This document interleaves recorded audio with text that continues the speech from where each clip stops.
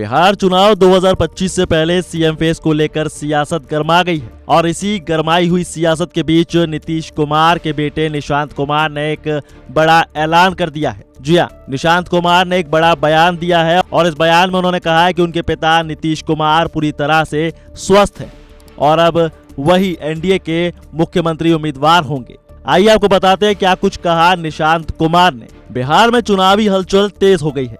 एक तरफ महागठबंधन के नेता दिल्ली में बैठकों में जुटे हुए हैं तो दूसरी तरफ एनडीए के नेता पटना में रणनीति बनाने में लगे हुए हैं। साल 2025 में होने वाले विधानसभा चुनाव को लेकर सियासी बयानबाजी का दौर अपने चरम पर है। खासकर सीएम फेस यानी मुख्यमंत्री पद के चेहरे को लेकर लगातार चर्चाएं हो रही हैं और इसी बीच सीएम नीतीश कुमार के बेटे निशांत कुमार ने एक बड़ा ऐलान कर दिया है, एक बड़ा बयान दे दिया है और कई सवालों पर विराम लगाने की उन्होंने कोशिश की है। उन्होंने कहा कि मेरे पिताजी बिल्कुल स्वस्थ हैं और एनडीए की सरकार बनेगी। वहीं अमित शाह अंकल ने कहा है कि पापा ही सीएम चेहरा होंगे, इसमें कोई शक नहीं है। एक तरफ जहां सियासत सीएम फेस को लेकर के गरमाई हुई है और इसी बीच निशांत कुमार का ये बड़ा बयान आना अपने आप में बड़ी बात है।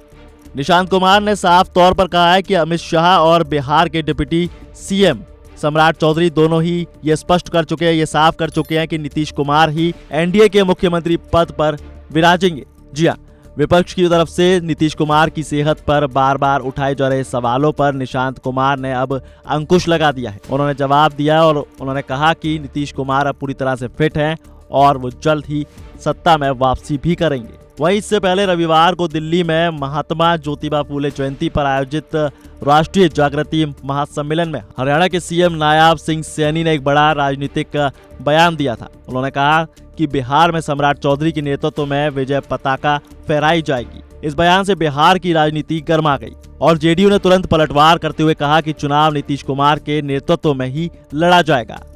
अब आप भी सुनिए क्या कुछ कहा निशांत कुमार ने। से अनुरोध है कि जो 2010 में बहुमत दिया उससे भी ज्यादा दे। कह रहे कि चुनाव के बाद नीतीश कुमार मुख्यमंत्री नहीं बनेंगे। जी, विपक्ष के लोग कह रहे हैं कि चुनाव के बाद नीतीश कुमार को मुख्यमंत्री भाजपा नहीं बनाएगी। क्यों नहीं बनाएगी? अभी अमित अंकल बोल के गए हैं कि सीएम बनेंगे पिताजी। सम्राट चौधरी कह रहे हैं कि 15-15 साल तक हमारे नेता हैं, तो फिर कोई सवाल ही नहीं उठता है। साफ साफ है वो सीएम। वहीं इससे पहले फरवरी में निशांत कुमार ने यह भी मुद्दा उठाया था कि नीतीश कुमार को सीएम चेहरा घोषित किया जाए। इसके बाद बिहार बीजेपी अध्यक्ष दिलीप जायसवाल ने कहा था कि सीएम का चेहरा बीजेपी का संसदीय बोर्ड तय करेगा।